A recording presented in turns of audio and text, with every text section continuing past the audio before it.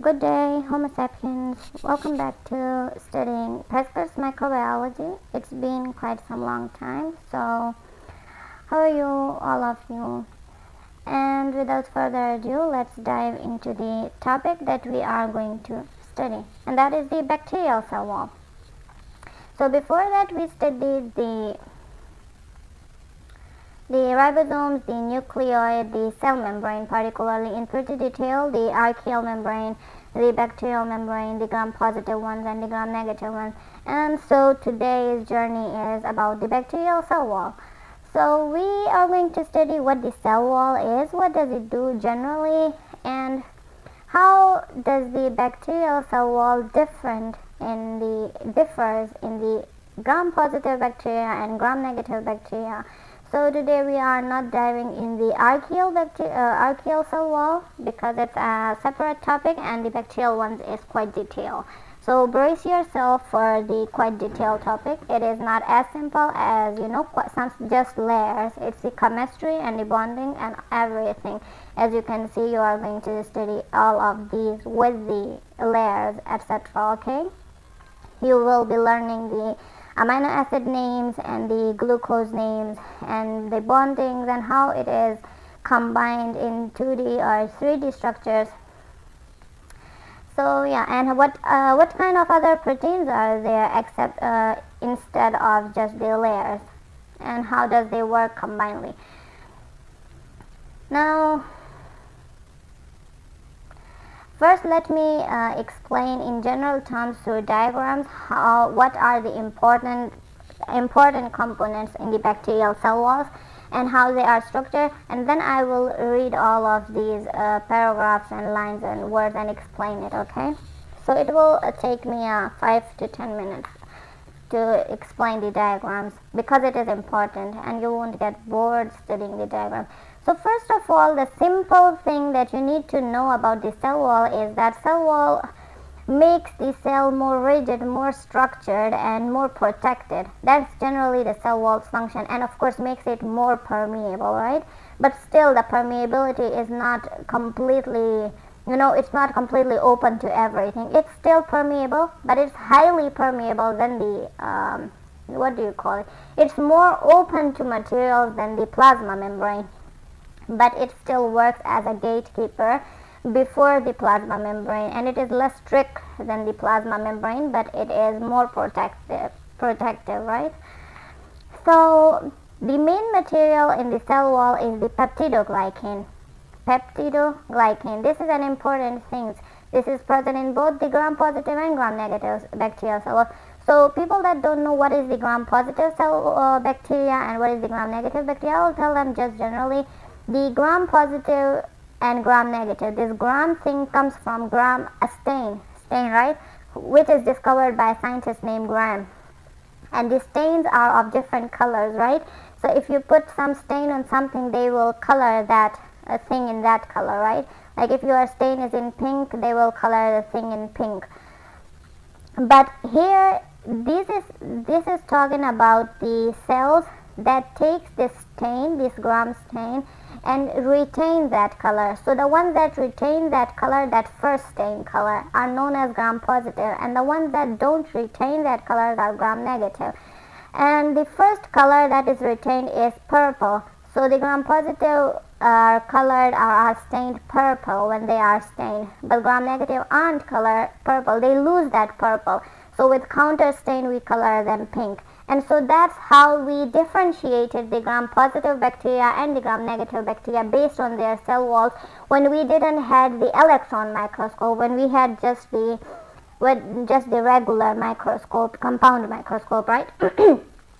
So, and it is very important because based on their cell wall structure, they differ in pathogenicity, resistance, and survival. Cell wall is that much of importance in differentiating these types of cells. So that's why we study that in detail. Now, when the electron microscope came, we went more from just looking at, there is a layer that retains the purple color, and there is a layer that retains the pink color, right? We went more further and we found out what actually are the chemical structures, what is the protein, lipids, or whatever are there that combines to form these kinds of layer? What is in them that retains the color or not? What is it in them that makes them so different from one another? So in gram-positive cell wall, when we talk about gram-positive cell wall, keep in mind that we are talking about gram-positive bacteria, and when we are talking about the gram-negative cell wall, keep in mind that we are talking about the gram-negative bacteria. Now the cell wall, we all know that this pink area is the plasma membrane. Plasma membrane is both present in the gram-positive bacteria and in the gram-negative bacteria, and if you look at this scientific or microscopic structure, this pink area is the plasma membrane. The same case with this. So now that you think about it, this is the lipid. The plasma membrane is made from the lipid bilayer, and we know that lipid bilayer is fluid. So if it doesn't look as much fluid as this one, it's because of the rigid cell wall in the gram-positive bacteria. And as you look at this is just a small tiny bit lines, and this is just 2 nanometers to I think 7 nanometers. This is just this small, this thin, while the this cell wall is pretty thick in the gram-positive bacteria. But you might be thinking that the gram-positive bacteria might be more resistant and the gram-negative bacteria won't be that much resistant. But no, the case is different. Even though they are well protected, this thing is easily destructible if the mechanism is right. Even though this one looks like it doesn't pose much resistance or protection, this is way more resilient and resistant than this bacterial cell wall. That's why gram-negative bacteria are pretty disturbing when you face them with the antibiotics. Like, they change their cell wall structures, they change their mechanism to cope up with those antibiotics, and so they survive better. So like, if you get rid of their one wall, they will build another one, or there will be another one. So first you have to remember the main ingredient in the cell wall is the peptidoglycan. You see this word? Peptidoglycan, murine, aka murine. Peptido means peptides, means amino acids. Amino acids are present, are involved, while the glycan part shows that the carbohydrate is involved. So there is a layer in both of these gram-positive and gram-negative cell walls that is made from peptidoglycan material. That means they have protein, you can say amino acids and carbohydrate units in them. Now we have to know what kind of units in them are there. Before diving into these lines, what these are, what these layers are, you have to know what the peptidoglycan see. Or I'll tell you that the peptidoglycan layer, we have it, okay? This is a pretty rigid layer that makes the cell wall. So in gram-positive cell, we have only peptidoglycan as an outer covering, but it's extremely, rigid and compact. What do you call it? In high quantity. We have a high quantity the peptidoglycan in gram-positive cell wall, but we have in very small quantity, like 1 or 2 layers mostly in the gram-negative bacteria. But to compensate that thin layer of peptidoglycan, we have another outer membrane, another type of membrane, different from the lipid bilayer and different from the peptidoglycan, and that is the extra out layer to compensate for this thin peptidoglycan layer, right? So yeah, so I have to explain what this peptidoglycan story is, because this is actually what the bacterial cell wall is made from. If you remove that, the cell wall is almost destroyed, completely destroyed in bacterial positive, or what do you call it, gram-positive cell wall, but not completely destroyed, almost destroyed in gram-negative bacteria. So first, in peptidoglycan, we talked about 2 carbohydrates, right? Oh, Abdul Ali, I have just saw your text. Welcome back to you too. So we were talking about the name and the neg. Wait, it's stuck. That's why I don't talk in the lives, because I do this stuff. So we have the carbohydrate units, the glucose, the glycosidic bonding, which we were talking about in peptidoglycan. The glycan part is made of from this NAM and NAG. NAM is N-acetyl muramic acid, while NAG is N-acetyl glutamic acid. Now the NAM is the upgraded version of the NAG because it has one thing more than this NAG, and that is the lactic acid, or you can say lactile ether, that has that one thing more than the NAG. And because of that lactile ether, it is more open to bonding than this NAG, because NAG only bonds with NAM. Like NAG will have NAM at this side and NAM at this side. It will bond with NAM on the both sides. But with NAM will bond with NAG, and then these amino acids that we were talking about, the peptidoglycan bonding part. Now we have 4 kinds of amino acids we usually have that are attached to the NAM part, the NAM glucose part, right? And they are L-alanine, D-glutamic acid, and the mesodiamino pymalic acid, and while the D-alanine. This diamino pymalic acid can be, or you can say in short DAP, can be replaced with the alanine, lysine, lysine in some cases. Like some bacteria have DAP and some bacteria have lysine in it, right? Now I don't think I'll have to go in detail with the structures of the alanine, glutamic acid, and this DAP and this alanine, because we are not focusing on this part, right? By the way, if you look at this NAM and NAG, you will see the structures are completely similar, just reversed in some kind of way. Like look at this, we have CH2OH and we have CH2OH. Like if you flip it and this will come here, like in this case. Like this O bond is here in this case, while this NH, this part, the nitrogen bar part, is attached at this side. Like if you flip it down, it will come like this in O side here and here. The only thing that is different, like here it is OH, while in this case, even though we have this H here, we have this whole thing in place of this H with O. Like supposedly we normally should have H with this O, but we have this in there. And because of this, it is able to bond with these many amino acids.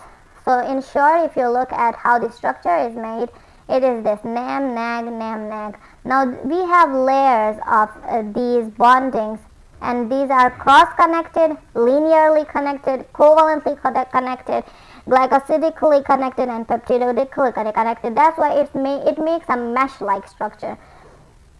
Usually the cross-linking is between the last amino acid of one NAM and the middle, you can say second last amino acid of the another NAM, and that is between D-alanine to DAP or D-alanine to L-lysine if the DAP is replaced with L-lysine.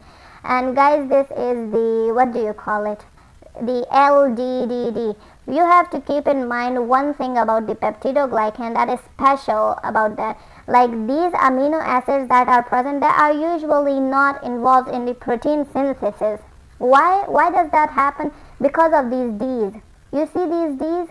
Dextrorotatory or levorotatory, you would have heard of it, right? Like we have amino acid, this is called as isomers, right? Stereoisomers. So usually we have L form and D form of the amino acid. The L form is usually used for the synthesis of protein, while D form is mostly present in the cell wall synthesis, or maybe some here and there few types of things. Like it's not mostly in the protein synthesis. Now the reason for that these D's are in the cell wall synthesis is because we have peptidases, right? Like the enzymes that degrade the protein. They are more expert in degrading the L type of amino acid. In L type of amino acid, they are not expert in degrading the D types of amino acid. So cell wall has to be rigid and perfect so they don't get degraded by these peptidases. That's why the cell wall uses the D types of amino acids instead of L. And in of course, exception of this L-alanine, they have to mix it with these D to make it more rigid, more stronger. Yeah. Now, if you see this bonding, usually there are no interbridge protein amino acids present in between, like they are just directly connected, but mostly they have this peptide interbridge, like some has it, some don't have it, and in case they have it, they have a lot of amino acids but simpler amino acids present in between. And if you look at this GLY, these are glycine. This is the simplest form of amino acid. This is the simplest amino acid, the glycine, because it has no long side chains or anything. It has only H in the side chain. So they are saying that the second part, if you look at this, like this part, this is the example of the staphylococcus, while the upper one is the what do you call it, the cell wall of the E. coli. So usually we study this type, the E. coli type, because it's simpler, and E. coli is extremely simple and but studied more and used more.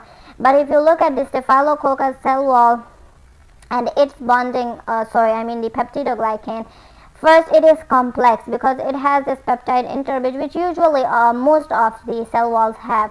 But if you look at it here, in case of instead of this DAP, they have L-lysine. Look, they have L-lysine here and they have L-lysine here in place of DAP. But if you look at this glutamine, right? Is it glutamine, right? Glutamic acid, sorry. They have NH2 with it. Like it's again the variable version of the glutamic acid. So it can be changed, of course. It doesn't have to be all the same for the diversity of the living organisms. So yeah, that's how they are generally bonding. NAM and NAG are bonding to one another, while the NAM and the NAM, again, they are attached to the side chains, and the side chains are again interconnected with one another, either through direct bonding or either through peptide interbridges, right? Now you have to imagine how does this work. Like if you look at this diagram, look, does that make it clear? Like we have layers of NAM and NAG, but we have further complexity in them when they have the further side chain of the amino acids, and they are again interbonded with one another. Look, this is the third amino acid, this is the fourth amino acid, and they are bonded. Now this is just the side layer. Like this is just taken out from this area. Now we don't have only a two-dimensional thing, we have a three-dimensional thing, right? You have to make it in your mind, how does it actually look. Consider the metal rods that are placed, and then think of these amino acid chains as metal wires that are interconnected to these rods, and make it even more rigid and complex but flexible. It is stretchable because the bondings are kind of breaking and making over and over. Pentaglycine interbridge. So by pentaglycine means they have 5 glycine. It doesn't necessarily have to be the glycine, but yeah, mostly they have glycine. So now that we understood the peptidoglycan part, let's come back again to the plasma membrane. Think of the peptidoglycan as from 2 nanometer to 700 nanometer. This is the diversity of the peptidoglycan in gram-positive cell wall. This is how much thicker it can get in the bacterial cell wall, the peptidoglycan, specifically in gram-positive, to the 700 nanometer thickness. But in case of gram-negative, it can only be up till 2 nanometers. But the peptidoglycan is not where the story ends. There comes another outer membrane, in the gram-negative, and this is similar to this lipid bilayer of the plasma membrane, but it is a bit different. How does it differ? It's because it has lipopolysaccharides. So how do I show you here? Like look at this, the plasma membrane, we have phospholipids and they have fatty acid chains at both sides, and that makes it fluid, right? Fluid model. But in this case, if you look at one side, we have phospholipids and we have fatty acid chains just like that, and we have explained that in the plasma membrane. But if you look at the other side, instead of the phospholipid to which the fatty acid chain will be connected to, we have the lipopolysaccharides, and this lipopolysaccharide is quite complex in its structure. How is it complex? Let me show you here. Because it has three parts. The first part is, of course, we call it lipid A, and this is the fatty acid chain that we usually like see it here. Like this is the fatty acid chain, and this is called as lipid A part. There is a middle part. You see the red part here, the red things that you see. That is actually lipids, phospholipids, but it's a complex types of phospholipids, polysaccharides. Sorry, not phospholipids. Polysaccharide, I mean they have phosphate attached to it here and there, and we call this core polysaccharide. Like this is what makes it grounded. Like if it wasn't here, this O side chain or this A lipid chain won't be attached to anything, and the structure won't become a lipid, by a lipopolysaccharide. Now we have this core polysaccharide, and of course it is a complex structure of different saccharides, and to it we have side chains attached to it, right? Now don't think of the side chain as one structure. It can be more hairy, like more structures coming out from one core. Like there can be multiple side chains coming out from one core. So here if you look at, again, this structure is of E. coli, so it's simpler, while this side is of staphylococci. So if you go into detail how the core part of the staphylococci is made, is it staphylo, right? No, sorry, it's salmonella. What am I saying? Whatever, I mean, it's the same thing. Sorry, it's not the same thing. Anyway, so here they have written the abbreviation for these shortcuts. The galactose, the glucose, all of these are codes, right? O's, right? I mean, the O's, OSE is for the saccharides. So glucose, this one's amine, of course. So heptulose, keto, deoxytonate, well, this one is not the glucose as well. The mannose, and this again the amino acid, the NAM, the NAG. And then again the O's, ramenose or whatever. So like they have, of course, it's not pure polysaccharide. They will have few things here and there, but I mean this part doesn't have the amino acid part. Galactose, glucose, heptose. What was this one? The KD, 2-keto-deoxytonate. Okay, so this part is different. These two are amine. Wait, heptulose is amine? Heptulose is not amine. Heptulose supposed to be, okay, so the phosphate group is attached, so of course it can change the structure. Maybe it is not the, okay, it might not be the what do you call it, the saccharide part, but again it is compacted with the polysaccharides. The upper part, yeah, they have amine and here and there type of things. So the way that it is different from the lipid bilayer, or you can say the plasma membrane, is because they are made from complex lipopolysaccharides, and these are heteropolysaccharides. Like this is not made from just one similar types of saccharides. So they have O part, they have A part, and they have core part, and this is what makes them pathogenic or give them virulence factors as well. And this is what our immune system recognizes and triggers our immunity, either in good way or in bad way, because of these O specificity or A specificity, or maybe the core. Also they act as exotoxins as well. Endotoxins. Like it acts as a toxin in its own without secreting anything. Like it is a toxin its own. So that's why it is endotoxins. Because it doesn't secrete, it is a toxin itself. Now, what else? Okay, so this was the just layers that we were studying, okay? So this part is peptidoglycan, while this part is this is also peptidoglycan, and this one is the lipopolysaccharide part, outer covering. Now the other thing, the important thing that comes is the periplasmic spaces between them, right? The periplasmic.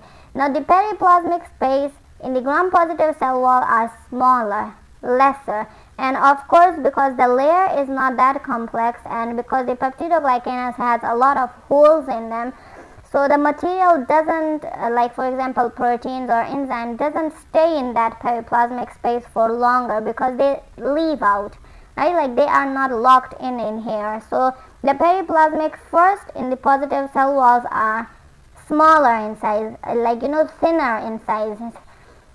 And the next thing is they don't have that much material as compared to gram-negative cell wall. But if you look at this here, the periplasmic is extremely large, extremely large. Usually the cells are 40% of the cell is this periplasmic space. Just think of it. The cell itself would be smaller, but because of this periplasmic space, it will become so larger. Like we will see like it as a big object, but in reality it's just the empty spaces that is between two layers. It's not that large in itself. Like it's not that dense. It is large, but it is not dense. But in this case, even the layer is larger, so it is dense, even though the periplasmic space is less. I mean, it's not what we were talking about, but still. So the periplasmic space is here because this lipopolysaccharide gives the negative charge, and so it is more, locking material inside of it. So this periplasmic has a lot of enzymes, has a lot of proteins, and has a lot of things, and so work diversely different than the gram-positive cell wall. A lot of functions like oxidation, electron transport chains, nitrification, and things like that occurs here. And even the hydrolysis of some material that are bigger and need to become smaller to go inside the cell, that also happens here. And the hydrolysis of the antibiotic as well, like any harming objects. That's why the gram-negative cell wall bacteria have more survival rates than the gram-positive. I mean, there are some gram-positive bacteria that are extremely dangerous, but the higher numbers are present in the gram-negative bacteria. Now, this was the periplasmic spaces. Yeah, here is another thing, and this is specifically only about the gram-positive bacteria, and that is that teichoic acid. Now we have two different types of teichoic acid. Ones that are only embedded in that peptidoglycan layer, right? The one that is embedded and gone right into the plasma membrane are known as lipoteichoic acid, because we have the plasma membrane is lipid bilayer. So if it is connected to that, it becomes lipoteichoic acid, okay? Of course, we need some lipid part for it to attach or integrate into the plasma membrane, or some kind of charge similarity. So the one that is embedded and goes through the peptidoglycan layer into the plasma membrane are lipoteichoic acid, while the one that is integrated simply into the peptidoglycan and protrudes outward from these peptidoglycan are known as just teichoic acid. And this is a specialty of only the gram-positive cell walls, okay? Another thing that we need to know about the gram-negative bacteria is how these spaces are connected. I mean, you guys know, right? Look, how much is the space between this? How much is the space between these? You see? Now you will think, if they are that farther apart, how are they even surviving? Like, how are they still a piece of one another? It's because there are proteins that integrate these two together. Like, there are proteins that come out of this area, this layer, and attaches itself to this area, while there are also some proteins that come out of this outer membrane, and will go straight into the plasma membrane. So it's like pillars attaching them to another. And you will see at thousands, they say that the research shows that E. coli has almost 1,000 places where these proteins are connecting the layers, right? Now these proteins are known as bronze protein, BRAUN, bronze protein. Right, I'll show you here. They showed it. See, this comes out of the plasma, the outer membrane, and will go into the peptidoglycan layer. See, it's just two layers. It's very tiny compared to the gram-positive ones. I mean, they showed the periplasmic space very small, very little, but it isn't that. I believe me, I'm telling you that it is almost 40% to 70% in some bacteria. So like it's not that small. Maybe they just made it for understanding a little bit smaller. Now the other thing that we have, they didn't show the protein that goes straight right into the plasma membrane as well. So yeah, you just need your imagination for that. It doesn't mean you will have everything in the diagram. So the next thing that we have in this lipopolysaccharides, like unlike the gram-positive, even though they have proteins as well, they have channels as well. Lipopolysaccharide layer needs that more because it is more charged, it is more compact, it doesn't allow things as more as the gram-positive cell wall. So for that to be more flexible, they make porins, the channels, right, that allow things to go in and out. Now the usual size that porins allow to go in and out without disturbing them a lot is 700 daltons. 6 to 700 daltons, and for larger molecules like vitamin B12, that is I think 1200 daltons, it needs a transporter protein with it for it to pass through either porin or directly through the lipopolysaccharide. If you look at this, I don't know, chemical model, yeah, like it's not the microscopic structure or anything, just the chemical model, the molecular structure. Look, like this is the bondings done and done. This is the porine, the channel within the lipopolysaccharide. This is the core part of the lipopolysaccharide, this area. This is the A part of the lipopolysaccharide, and while this is the O side, O area of the lipopolysaccharide. And I think they have shown the porine structure. Wait, what are you doing? This. The porins are usually like this, porine proteins. They are either in single form. This is the side view, while this is the upper view, right? This is how it looks from upside, and this is how it looks from the side view, right? Now, the color that is, like they are connecting 3 different porine channels to one another. And the porine channels can, change the charge of one another to allow a little bit more complexity for allowing different materials. Like not everything is as simple as it seems, especially in the biological world. Okay, so they are saying that the orange area narrows the loop. Like the porine can adjust size a little bit. Well, of course not to highest degree, but they can do it to smaller degrees.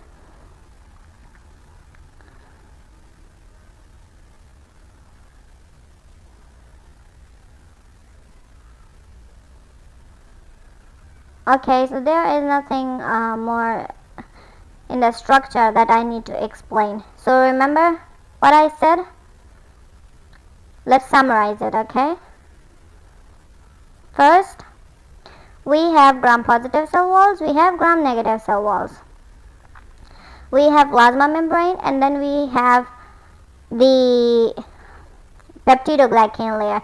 In gram-positive, the peptidoglycan layer is thicker. In gram-negative cell walls, the peptidoglycan layer is thinner, around 2 nanometers to maybe 5 nanometers, not that much bigger than that. While in the gram-positive cell walls, we have it approximately maximally to 70 nanometers. Well, it can be smaller, of course, but that's the maximum value. Now, the periplasmic spaces in the cell wall in the gram-positive is less, and it has less material in it, while the gram-negative cell walls have higher periplasmic space and have higher material in it. The gram-positive, the peptidoglycan is made from the glucose part, the saccharide part, that is the NAM and NAG, while the amino acid part, that is alanine, glutamic acid, DAB, and the alanine. Yeah, does it have 2 alanines or was I wrong? Yeah, it has 2 alanines. Or sometimes the DAP replaces with the lysine. We have D amino acids because it is more resistant to the peptidases. Now, what else? Yeah, we have teichoic acid in the peptidoglycan of the gram-positive cell walls, and in respect to that, we have the porins in the gram-negative cell walls. And what else? And the extra layer in the gram-negative is the lipopolysaccharide layer, and it has A part, core part, and O part. Now they are saying that the color retention or the gram staining of these two structures. Why does the stain colors the gram-positive bacteria purple while the gram-negative bacteria don't retain that purple? They are saying that it's because the alcohol by which we wash the stain. So alcohol usually constricts the peptidoglycan, and so it doesn't allow that purple color to leave it. And the more thicker it is, the more it will contract itself, and the more the stain won't leave the cell layer. But in case of gram-negative, we have extremely thin peptidoglycan, and above that we have lipopolysaccharide that doesn't allow the stains to come into the peptidoglycan that much even before the alcohol. But when we wash it with alcohol and the stain, like, it degrades the cell out, and so of course the peptidoglycan, instead of contracting, it becomes even more porous, and it allows the leaving of the color, the purple color. So then again, when both are treated with the pink color, the gram positive doesn't get stained pink because it already have that purple color. It doesn't have space for any more color, so it doesn't retain that pink color, and so it appears purple. But in case of gram negative, first, because the purple color left the cell. Second, because the pores already gotten big, and so the pink color is retained in the gram negative bacteria. By the way, there are some bacteria that doesn't have cell wall. That is mycoplasma. I mean, you would have heard of it. They don't retain the color even though they retain the purple color even though they don't have cell walls. It just shows that the gram negative is special because it has complex structure. It doesn't allow the color first time in that much because alcohol affects the gram negative in a different way than they will affect the gram positive or bacteria with no cell walls at all. Cell wall and osmotic protection, I mean, this is the main function of the cell wall. It protects it from the either lysis, from the overload of water or solvents, or shrinking of the membrane. I think I don't have to explain it, so I will just start reading it. Even though I think I already did enough explanation, but I think it will be better if I read it. And I thought I needed 5 to 10 minutes for explanation. I took a whole what do you call it? A whole hour to explain stuff. Anyway, so the cell wall is a layer, usually fairly rigid, that lies just outside the plasma membrane. It is one of the most important prokaryotic structures for several reasons. Now let's see why is it important. It helps determine the shape of the cell. It helps protect the cell from osmotic lysis. So shape and osmotic lysis, and it can protect the cells from toxic substances because it leaves a lot of things outside the cell for it to reach the plasma membrane. And in pathogen, it can contribute to pathogenicity, specifically in the, what do you call it, gram negative. I mean in teichoic acid in the gram. By the way, my laptop battery is dying, so yeah, everything's fine now. So the importance of the cell wall is reflected in the fact that relatively few prokaryotes lack cell wall. Yeah, and like only few cells don't need cell walls because all other needs it. So that just shows that it is important. Just like we all have, what do I say? What can I give example? Whatever. Those that do have other features that fulfill cell wall functions. The prokaryote cell wall also is the site of action of several antibiotics, therefore it is important to understand its structure. There are antibiotics that target the cell wall, like if they get rid of the cell wall, the cell can be destroyed pretty easily. So that's how it shows that if you have missing cell wall, you won't function. You won't even function, you will lie and the cell is dead. So cell wall, unlike us, animals that don't have cell walls, we don't need it for our cells to survive that much. But for prokaryotic cells, cell wall is important organ for them. The cell wall of bacteria and archaea are distinctive and are another example of the important features distinguishing these organisms. Yeah, so even in the bacteria we have gram-positive and gram-negative cell walls. So archaea is totally different than bacteria, and even inside the archaeas they are pretty diverse from one another. Like for example, methanobacteria or methanogens and the thermogens or whatever, they have different cell walls, different from bacteria and even different from one another. But today we are focusing on the bacterial cell wall, how the structure is improved or how the structure affects it, and what are the functions. So first, the general overview. After Christian Gram developed the Gram stain in 1884, it soon became evident that most bacteria could be divided into two major groups based on their response to Gram stain procedure. Yeah, because not just cell wall is different, it makes it different for them to cope up with their environment. So that's why this was easy and okay for scientists to say that yeah, they are two different groups, and because they have different approaches to everything, so we can study them separately based on their cell walls. Gram-positive bacteria stained purple, whereas gram-negative bacteria were colored pink or red by the technique. The true structural difference between these two groups did not become clear until advent of the transmission electron microscope. Yeah, not just simple electron microscope, but advent transmission electron microscope. The gram-positive cell wall consists of single 20 to 80 nanometer thick homogeneous layer of the peptidoglycan purine lying outside the plasma membrane. Yeah, peptidoglycan is actually homogeneous because it's a repetition of the NAM and NAG. Unlike the lipopolysaccharides, like they have quite a different saccharides in their core part.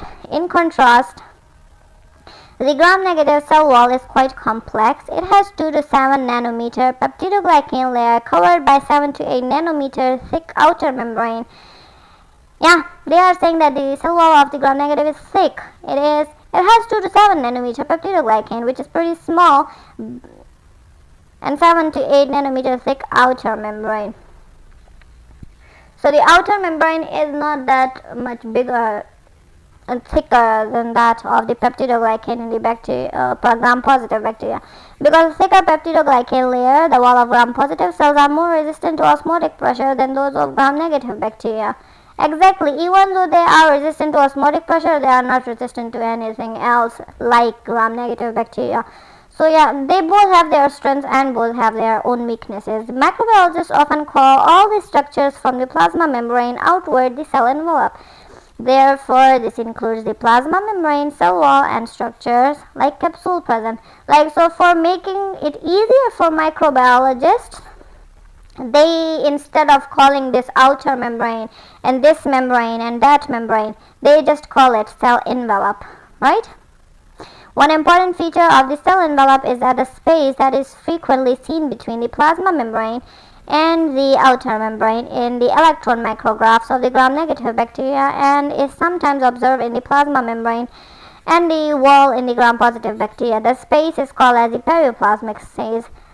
Like, this is not just random space that you see. It is important feature and has important functions. Below you will know what important functions that actually periplasmic do. The substance that occupies the periplasmic space is the periplasm. Like just as cytoplasm we say, you can say it is periplasm. I mean, there is not fluid like things in between, but there are materials that are sustained in that can work there. Now, the nature of periplasmic space and the periplasm differs in gram-positive and gram-negative bacteria. These differences are pointed out in more detailed discussion. Therefore, exactly, they both have different materials in their periplasm because of their different outer layers. Because inward layers, they are not that different, because it's a plasma membrane. Peptidoglycan or murin is an enormous mesh-like polymer. Guys, mesh, you understand, right? What mesh is? Composed of many identical subunits. Again, it's identical units because there's NAM and NAG and glutamic acid and alanine and just that. Maybe lysine and maybe DAP. The polymer contains two sugar derivatives, that is N-acetyl glucosamine and the N-acetyl muramic acid, that is the lactyl ether of the N-acetyl glucosamine. Lactyl ether, I already have explained that if you put a lactic acid to an N-acetyl glucosamine, it will make it N-acetyl muramic acid, an upgraded version of the N-acetyl glucosamine, because it can bond to many different materials than when it was the NAG, or you can say N-acetyl glucosamine, and several different amino acids. The three of these amino acids are not found in proteins, exactly because they are D. Proteins usually have L. So D-glutamic acid, D-alanine, and mesodiaminopyramidalic acid. By the way, meso stands for, like, it is both in the middle of D and L. Like, it is the stereoisomerism father and mother, what do you call it? Grandfather, I mean, it's just right in the middle of that stereoisomerism. Like, it can act D and it can act L, whatever you want it to be. Or it doesn't act either way. The presence of D amino acids protects against the degradation of most peptidases, which recognize only L isomers of the amino acid residue. That's why we use D amino acids instead of L, because peptidases won't be able to degrade it, and so our cell wall will be safe. The peptidoglycan subunit present in the most gram-negative bacteria and many gram-positive one is shown 3.18. This one is 17. Well, I mean, we don't have to go into the graphs. We already studied it. Forget it. The backbone of this. Yeah. What else do you want me to explain into this? We already studied this. Yeah. It's composed of alternating N-acetyl glucosamine and N-acetyl acid residue. A peptide chain of 4 alternating D and L amino acid is connected to the carboxylic group of the N-acetyl muramic acid. Alternating means that it changes from L to D, D to L, L to D in connecting to one another. Like, it is not the repetition of just D or just L. It is changing, so it makes it more flexible. Many bacteria replaces mesodiaminopyramidalic acid with another diamino acid, like usually L-lysine, to make it more standard. Like, look, L, D, L, D, L, D, L, D, L, D, L, D. That's how it works. In order to make a strong mesh-like polymer chain of the linked polypeptide, peptidoglycan subunit must be joined by cross links between the peptides. Often the carboxylic group of the terminal D-alanine is connected directly to the amino group of the diaminopyramidalic acid. Guys, remember that amino acid have at one side the N group. What do you call it? N? No, what was it again? Amino group, yeah. Amino group, I mean NH2, right? And another side, it is COOH, the carboxylic group. Every amino acid have those two sides, the amino group and the carboxylic acid. So, of course, amino group can only be bonded with the carboxylic group. So, if this one has the amino group attached, so this one will have carboxylic group attached. And between them, there can be other amino acids, for strong bonding, and there can't be it, like, for simplicity, like, you don't need it, right? So, but a peptide interbridge. So when you replace it, okay, so that's the difference. When you replace the DAP,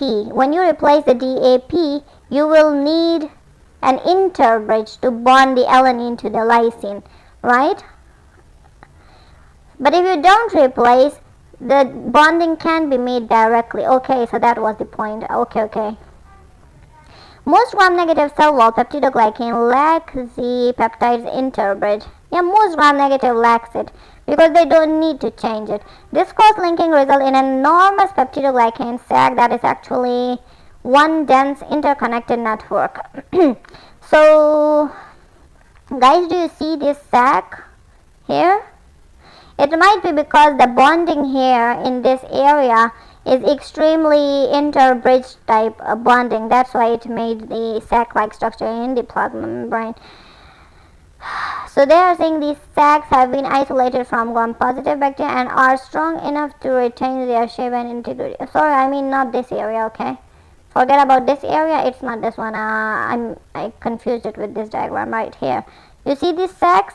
Like the bonding is so strong that you can separate it from the membrane and look at it separately. So they are relatively porous, elastic, and somewhat stretchable because the bonding is cross-linked and it is so here and there in the membrane that it can be stretched. Ever cut the what do you call it, the potatoes in the crisscross sections and you see it becomes stretchable.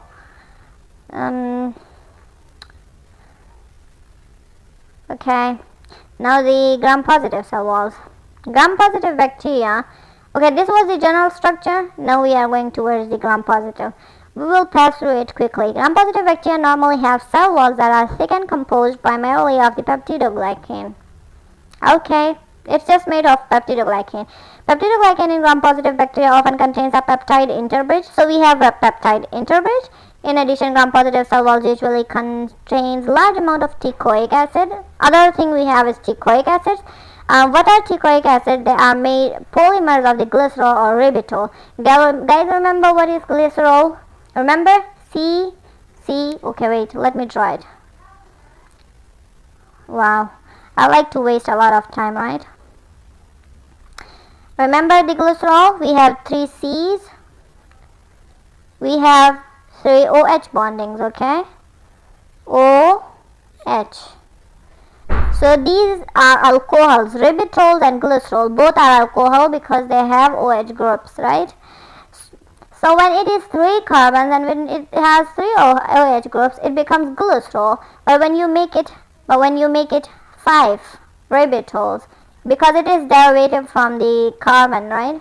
I'm not sure if it is like this. I think it is more in the cyclic chain, not in a linear chain. But when it becomes 5 carbons, it becomes a ribitol, right? Alcohol with alcohol groups, 5 carbons. Now, and they are combined with by phosphate groups.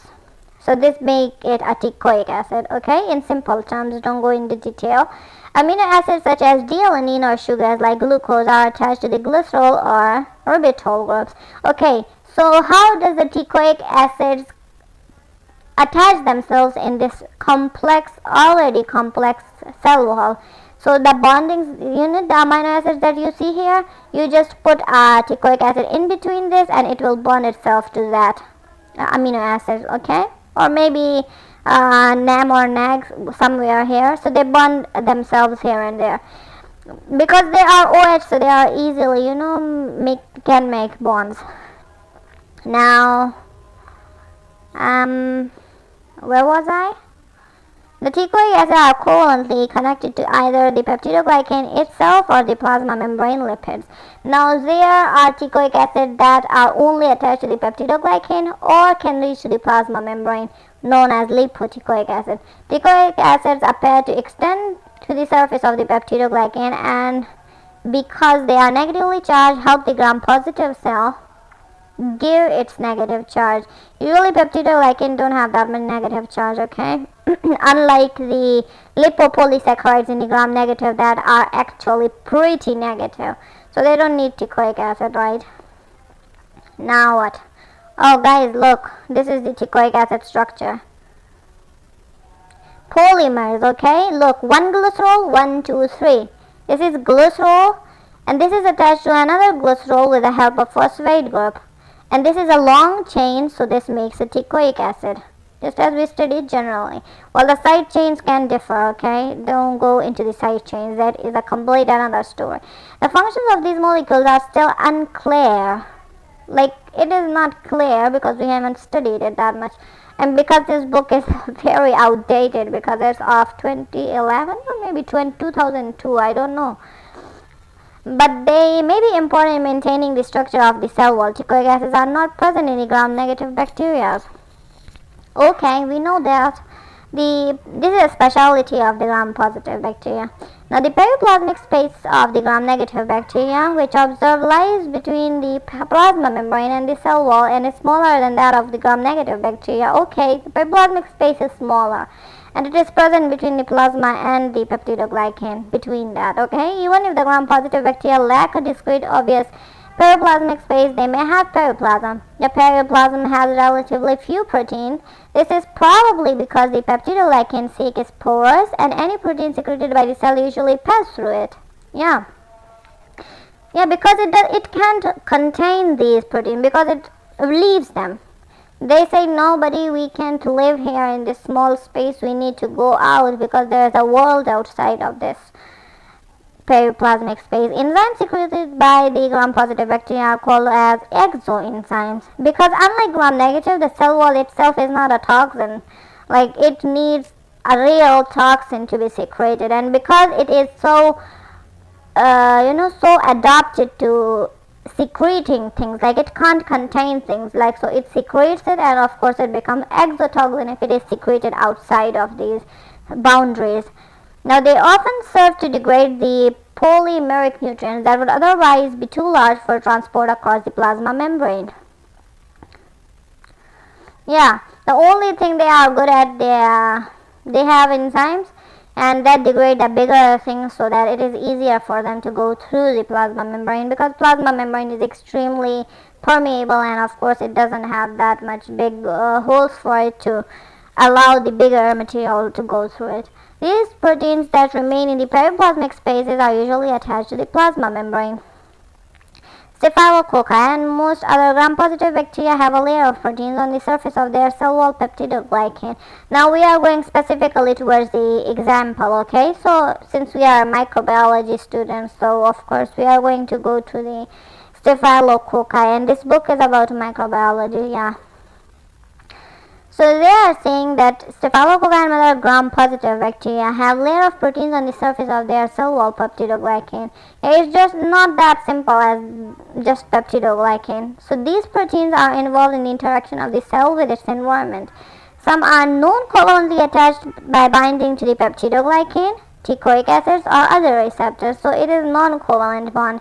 So that means it is easier for them to get separated from that. For example, the S-layer protein bind non-covalently to polymers scattered throughout the cell. Okay, they are saying see page number 66. Do we have the luxury to go see that? Huh? Which page is this?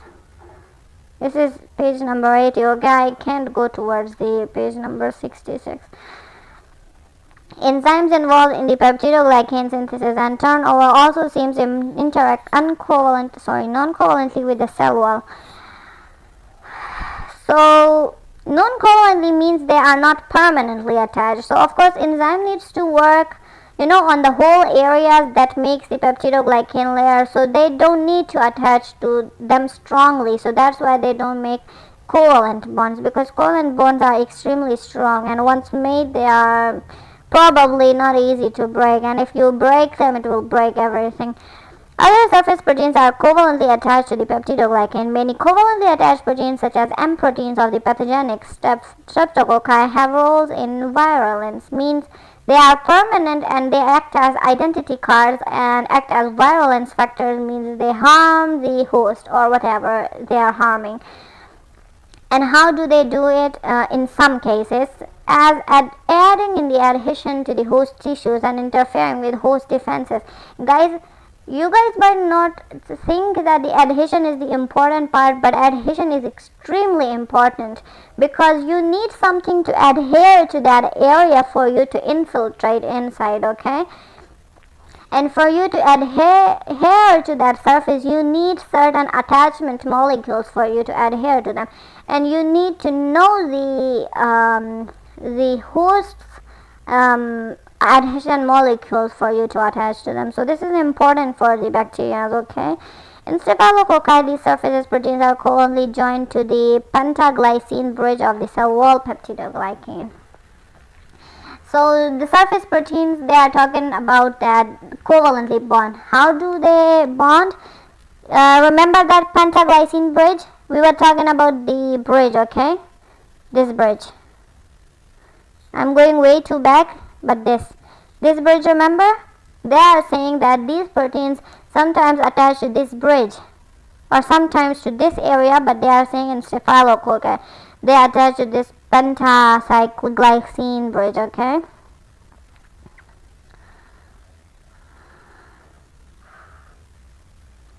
An enzyme called sortase catalyzes the attachment of these surface proteins to gram-positive peptidoglycan. Sortase are attached to the plasma membrane of these bacterial cells. Now you will think it's not like the proteins go and bind themselves to there, right? Of course they need some help. Usually sometimes they might attach themselves without the aid of the enzyme, but most of the times enzymes are involved in all of these attachments and stuff like that. So the enzyme that is helpful in attaching these surface proteins are sortase, and instead of them attached to the peptidoglycan, they are attached to plasma membrane, because plasma membrane is a factory of enzymes in case of the what do you call this, prokaryotes, right? It's a factory of enzyme. I think most of the enzymes in the prokaryotic cells are on the plasma membrane. Now the gram-negative cell walls. Even a brief inspection of the figure 3.17. Oh my gosh, I don't remember figure 3.17. Forget it. Gram-negative cell walls are much more complex than the gram-positive bacteria. We know that. The thin peptidoglycan layer next to the plasma membrane and bounded on the either side of periplasmic space may constitute no more than 5 to 10% of the cell wall weight. So they are saying that the thin peptidoglycan layer that is next to the plasma membrane, right? They only constitute about 5 to 10% of the total cell wall weight. Guys, remember, even though they are thin, they are pretty compact. They have a lot of material. So 5 to 10% is not that less of the weight, okay? So they have weight, but they are extremely thin. By the way, they are only talking about the peptidoglycan layer, okay? In E. coli, it is about 2 nanometer thick. 2 nanometer is extremely small and contains only 1 or 2 sheets of the peptidoglycan. The periplasmic space of the gram-negative bacteria is also strikingly different than most of the gram-positive bacteria. I think we have repeated that sentence 1,000 times now. It ranges in size from 1 nanometer to as great as 71 nanometers. Okay. Like I said, some recent studies indicate that it may constitute about 20 to 40% of the total cell volume, and it is usually 30 to 70 nanometer wide. When the cell walls are disrupted carefully or removed without disturbing the underlying plasma membrane, periplasmic enzymes and the other proteins are released and may be easily studied. So guys, if you want to study the periplasmic enzymes, you have to be gentle with removing the cell wall so you can let out all of these enzymes and proteins that are present in between these layers. And this goes for both the gram-positive bacteria and for both the gram-negative bacteria. Now, what are you going to do with by studying them? You know a lot of things, and it is very important. The plasma membrane proteins are very important. Now, for example, hydrolytic enzymes and the transport proteins. Some periplasmic proteins are involved in the energy conservation. Now, how do they conserve energy? They need electron to make ATP. Then where are they going to get these electrons? So in case of denitrifying bacteria, they convert the nitrate. They have this nitrate in and they convert it into nitrogen gas. And how do they convert it? It occurs in this periplasmic space. And the bacteria that uses inorganic molecule as energy source have electron transport proteins in their periplasm, and the same case with them. As soon as they degrade it, the electron goes to the periplasmic space, and then there goes the cycle and they form the ATP, and the ATP goes inside the cell then. So the other periplasmic proteins are involved in the peptidoglycan synthesis, right? Now for the peptidoglycan synthesis, of course they need a lot of material for it to be made. Where does that proteins come from for them to be made? So it is already present in that periplasmic space. For if the antibiotic degrades it, how are they so quick to make it again, right? So yeah, for that purpose they also have proteins and enzymes in them, and a modification of toxic compounds that could harm the cell. Yeah, why are the cells so quick to adopt?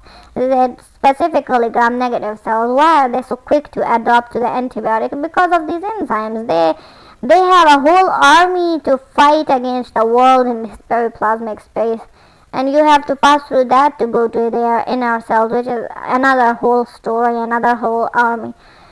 The outer membrane lies outside the thin peptidoglycan layer and is linked to the cell in two ways. Okay, so there is an outer membrane. Now we are leaving the periplasmic space, we are leaving the peptidoglycan. Now we are talking about the outer membrane, right? Now they are saying that it is connected to the cell in two ways. How? First, by bronze lipoproteins, the most abundant protein into the outer membrane, because it is needed to attach to them, right? This small lipopolyprotein is covalently joined to the underlying peptidoglycan, is embedded in the outer membrane by its hydrophobic end. So it's like this. Man, this is not it. Yeah, we need to go down. Here. This is the hydrophobic region. This is a small protein and it is embedded into the peptidoglycan layer. And there is a hydrophobic end, and this is lipoprotein, and this combines to them. And there are whole lots of them for them to be combined. The outer membrane and peptidoglycan are so firmly linked by this lipoprotein that they can be isolated as one unit. Like they don't break easily because of course it's covalent bond and it's high in number. The second linking mechanism involves the many adhesion sites joining to the outer membrane and the plasma membrane, okay? So if you remove the peptidoglycan, they ignore the peptidoglycan and they go through it and connect directly the plasma membrane and the outer membrane. So this is double bonding, double adhesion. So they don't break it that easily. The two membranes appear to be in direct contact at these sites. In E. coli, also these proteins don't act just as the attachment purposes. They also act as channels. Like, this is a direct route, direct lift.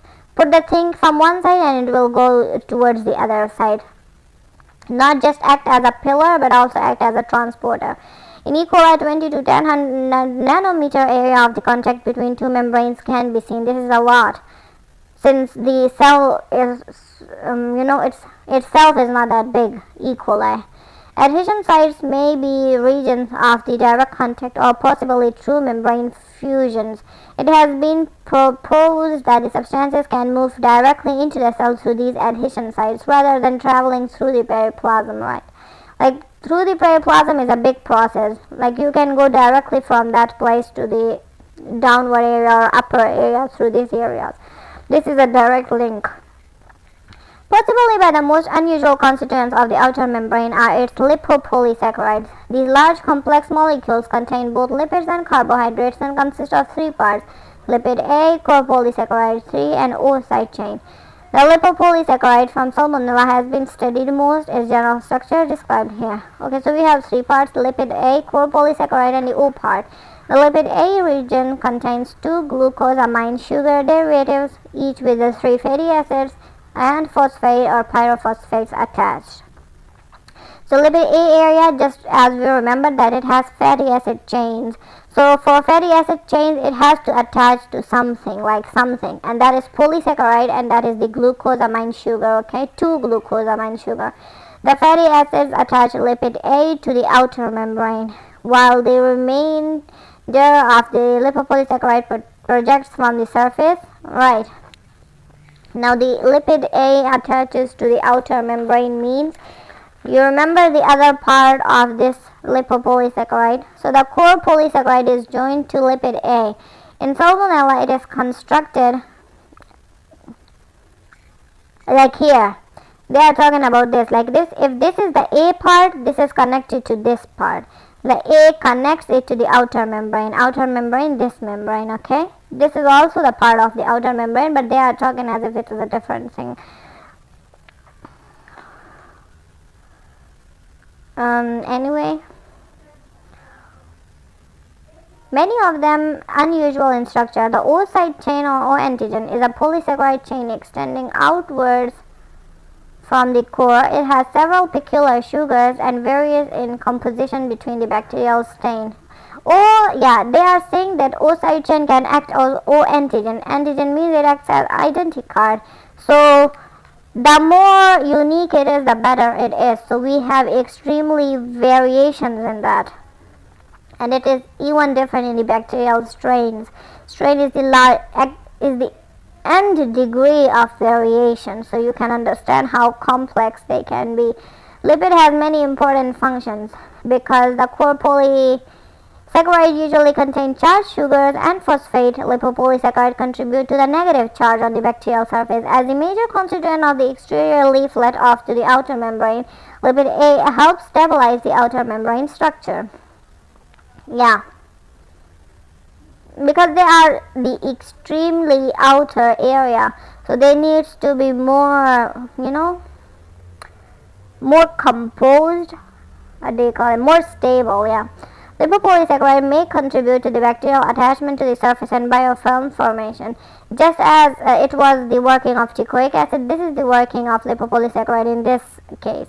A major function of lipopolysaccharide is that it adds in the creating a permeability barrier. The geometry of the lipopolysaccharide interactions between neighboring lipopolysaccharide molecules are thought to restrict the entry of bile salts, antibiotics, and other toxic substances that might kill or injure the bacterium.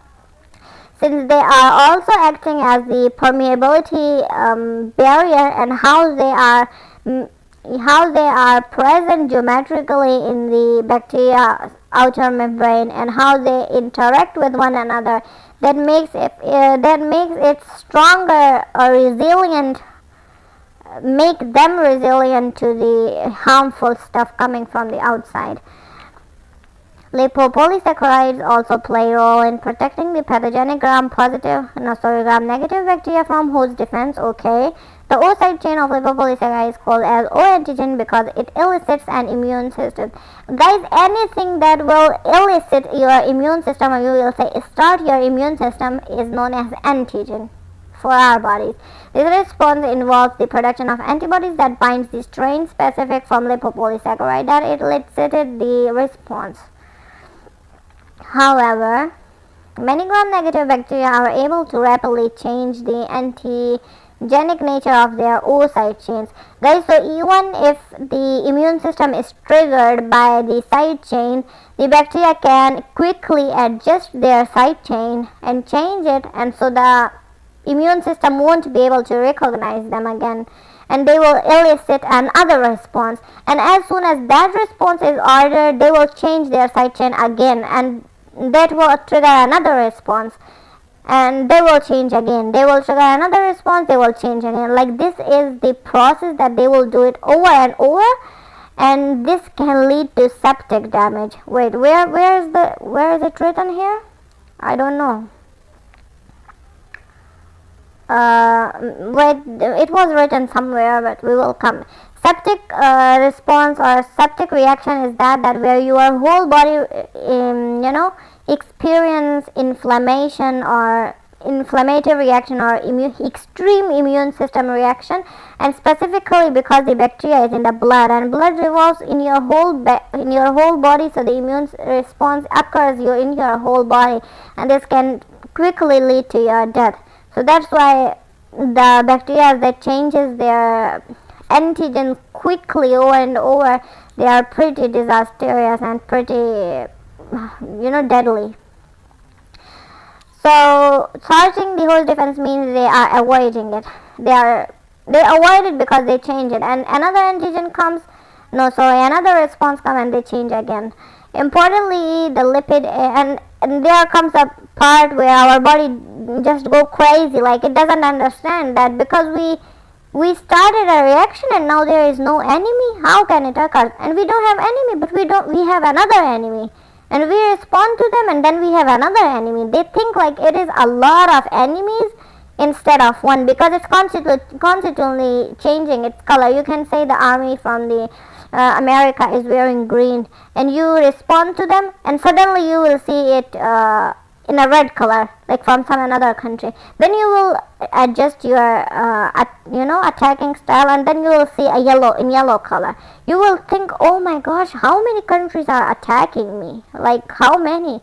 And in reality it will be just one, but they will be changing their colors and making you under the same cases with your body is just unable to recognize what's wrong with them, what's happening, and instead of attacking them, they start attacking their own cells, because they are unable to differentiate what is right, what is wrong, what is real, what is not. So importantly, lipid A protein of the lipopolysaccharide often is toxic as a result. The LPS can act as endotoxin. Yeah, they can act as endotoxin because they are triggering the immune reaction, cause some of the symptoms that arise in the gram-negative bacterial infection. If the bacterium enters the bloodstream, lipopolysaccharide endotoxic can cause a septic shock from which there is no direct treatment. Yeah, because it's your immune system going crazy. Despite the role of the LPS in creating permeability barrier, the outer membrane is more permeable than the plasma membrane and permeates the passage of the small molecules like glucose and other monosaccharides. Again, this is acting like a permeability barrier, but it is more permeable than the plasma membrane, right? This is due to the presence of porine proteins. Most porine proteins cluster together to form trimer in the outer membrane. Each porine protein spans the outer membrane and is more or less tube-shaped and is narrow channels that allow passage of molecules smaller than about 600 to 700 daltons. Like they allow until this point, but our plasma membrane has porine that is even smaller than this size, mean it is more restricted to up till this amount or this size of molecule. However, large molecules such as vitamin B12 also cross the outer membrane. Now what are you going to do with the larger molecules? Like, do you not allow any large molecule? And if you have, how are you going to let it out? So for that we need transport proteins. A specific carrier transport them across to the outer membranes. How much is it remaining?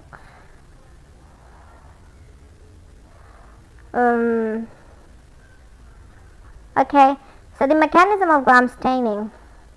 Although several explanations have been given for the gram stain reaction result, it seems like the difference between gram-positive and gram-negative bacteria is due to the physical nature of their cell wall. Okay, so we are done with the gram-negative structure or the gram-positive structure. We are just saying that how does the gram staining affected, or you can say how did the different cell walls affected the gram staining. It is not the procedure, but it is just telling what was the reason for the result that the gram staining gave to us. It is most likely that the difference between gram-positive and gram-negative bacteria is due to the physical nature of their cell wall. Exactly, if the cell wall is removed from the gram-positive bacteria, they stain gram-negative. Furthermore,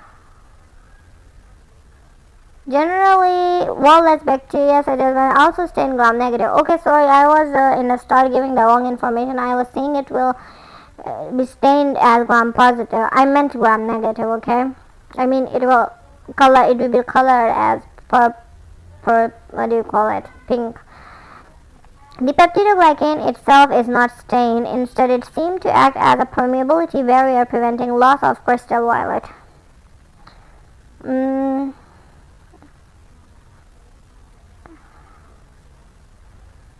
Okay. I just zoned out a bit. So they are saying that the peptidoglycan itself is not stained. It just acts as a permeability barrier, preventing the loss of crystal violet. Like it allows the crystal violet to remain in and closing the door on it. During the procedure, of the bacteria are first stained with crystal violet and next treated with iodine to promote dye retention. So by the time you promote the dye retention, The gram-positive bacteria then are treated with ethanol. The alcohol is thought to shrink the pores of the thick peptidoglycan. So you wash it, and if it was gram-negative, it will leave that crystal violet color. But if it is gram-positive, the shrinkage of the pores will make it more difficult for the crystal violet to leave. The diiodine complex is retained during this short decolorization step, and the bacteria remain purple. In contrast, recall that the gram-negative peptidoglycan bacteria is very thin, not as highly cross-linked, and has larger pores. First, the complex is not made. The other thing is that the peptidoglycan is very thin, and it doesn't have that much cross-linking, and so it doesn't have, it has large pores. Like, you can shrink it because it doesn't have that ability to shrink it, because it's just 2 layers. How are you going to shrink it even more than that? Alcohol treatment also may extract enough lipid from the gram-negative outer membrane to increase its porosity further, because it's damaging to the lipopolysaccharide, because alcohol can react with that, and so only making it more destroyed, like making it even more porous. The more destroyed a cell wall is, the more porous it becomes. For these reasons, alcohol more readily removes the purple crystal violet iodine complex from the gram-negative bacteria. Thus, gram-negative bacteria are then easily stained red or pink by the counter-stain safranin. Understand? Because this stain can be, the purple do go into the gram-negative, but because of alcohol, it just wash out. And so when you counter-stain it with safranin, it retains the color again. But in case of gram-positive, they don't have even more space for them to retain the the pink color. And we don't even have iodine for them to, retain it even more. So, we have it, but we don't apply it. Microbes have several mechanisms for responding to changes in the osmotic pressure. Okay, now this is the major functioning of the cell wall, okay? That is the osmotic protection. And this is just so basic level, I don't want to read, but let's read it. This pressure arises when the concentration of solutes inside the cells differs from that of the outside, and the adaptive responses work to equalize the solute concentration. So, first of all, what is osmotic protection? What is osmotic pressure? It is that you have the difference in the water quantity from inside and outside. If the water quantity, water solute ratio is the same as inside as the outside, this is known as balance, okay? But when it is different, it causes pressure on one side. Like if the solute water quantity is less in one side, automatically it will be higher on the other side. So if it is higher on the other side, it will cause the pressure on the opposite side to equalize, to balance things. And in the process of balancing, it destroys one side, right? And it depends what side is more important, right? Usually living things are more important, so they try to retain it. But if the outer surrounding is very big, your cell can't do anything. For example, if you put hypertonic, which has high hypertonic fish, which has high solute concentration, right? And you put it in the ocean. Whatever the fish do, it is gonna retain that large amount of water because its body has a lot of salt, even though the ocean don't. Even though the ocean have salt, right? More salt than the fish. But if you talk about cubic surface area, and if you compare that cubic surface area with that of the fish cubic surface area, you will see the solute in that ocean's cubic surface area less and the fish cubic surface area more. So it causes the water to go into the fish more because it thinks that the fish solute needs to be balanced with the water. So it unasked by fish, it just go uninvited by, and what am I saying? Uninvitedly go into the fish. And so if the cell is unable to contain, and if it has extremely high amount of salt, it will burst and die. The cells won't be able to contain it. So, yeah. And adaptive responses work to equalize the solute concentration, but the cell walls actually want to stop that. So even if they become extremely, bloaty, they won't be able to, burst because of the cell wall. Because cell wall is keeping the pressure on the cell membrane to not enlarge and more than it has the ability to. But if we don't have the cell wall, it will enlarge and enlarge and enlarge, and unable to understand its ability to enlarge, and it will burst because it exceeds the limit of its flexibility. Yeah, the osmotic pressure can exceed the cell's ability to adapt. In these cases, additional protection is provided by the cell wall when the cells are in hypotonic solutions, one in which the solute concentration is less than in the cytoplasm, right? Like if the outer surrounding has less water quantity, solute quantity. So water moves into the cell, causing it to swell, because unlike the outer surrounding, the cells will have, now in this case the solution is hypotonic, okay, not the cell. Cell is hypertonic, the solution is hypotonic. So to balance that, the water will go into the cells. So without a cell wall, the pressure on the plasma membrane would become so great that it would be disrupted and cell would burst, process called as lysis.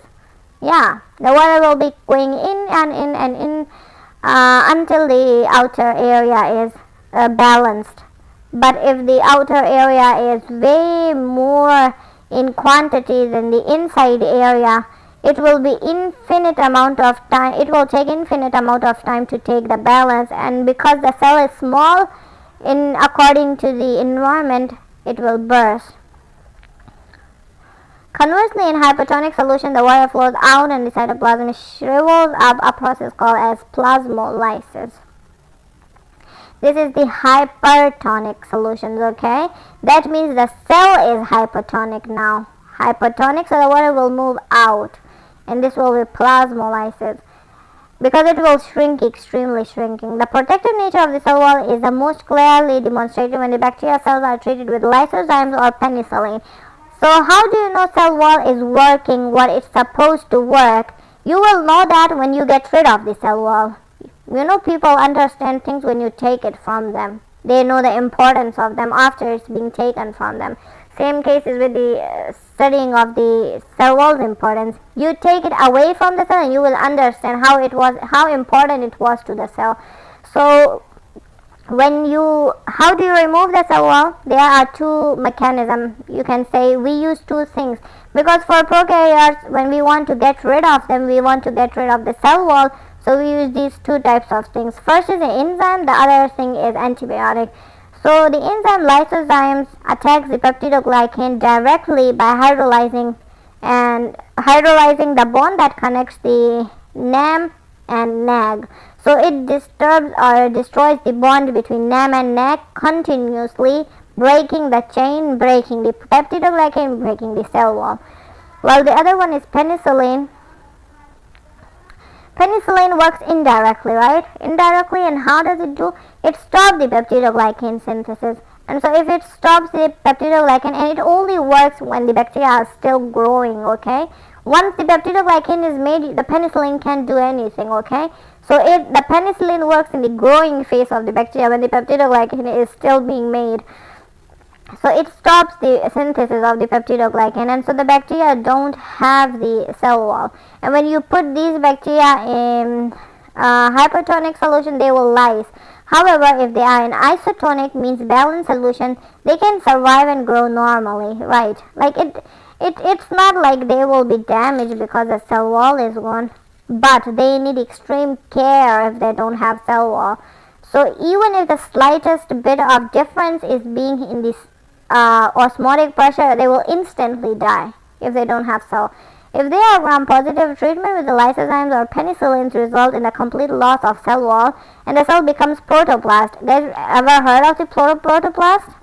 It's the cell without cell wall.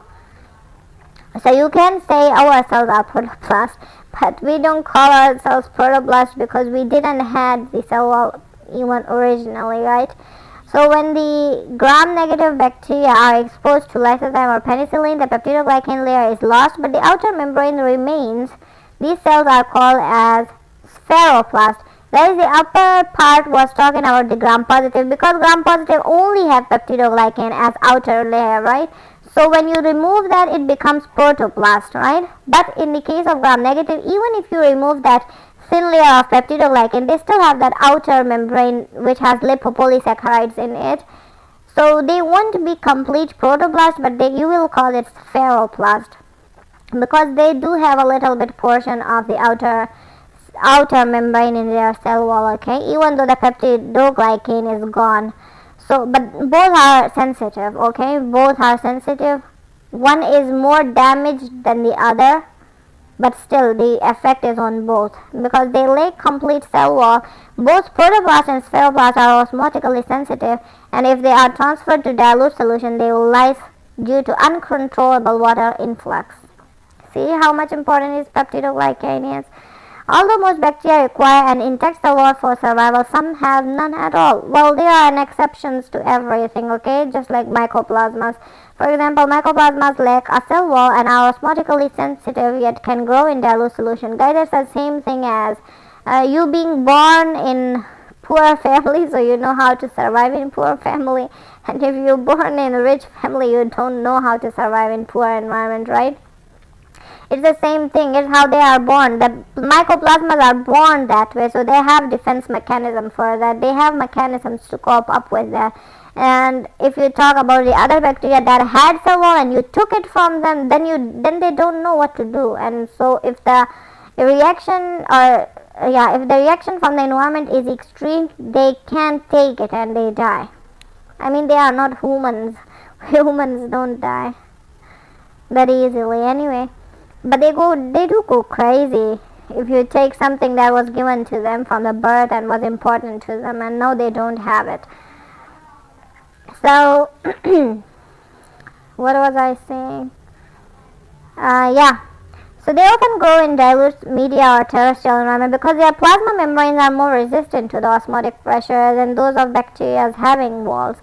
So the precise reason for this is not clear, although the presence of sterols in the membrane of many species may provide added strength. Like they are thinking that we still don't know how the plasma membrane let them survive. They say maybe it's because of the sterols present in their plasma membrane. Maybe it's because of that. So they are saying the reason is not that much clear, but I think in 2025 we will have a reason. This book don't have it. Without rigid cell wall, mycoplasma tend to be pleomorphic.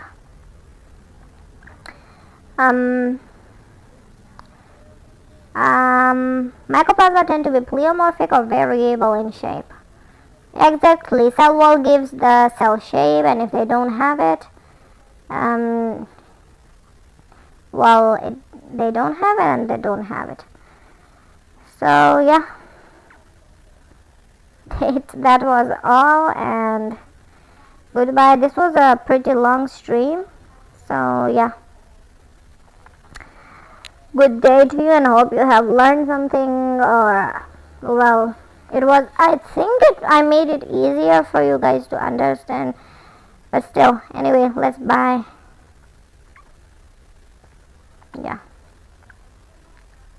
good luck for your life or whatever you want to do.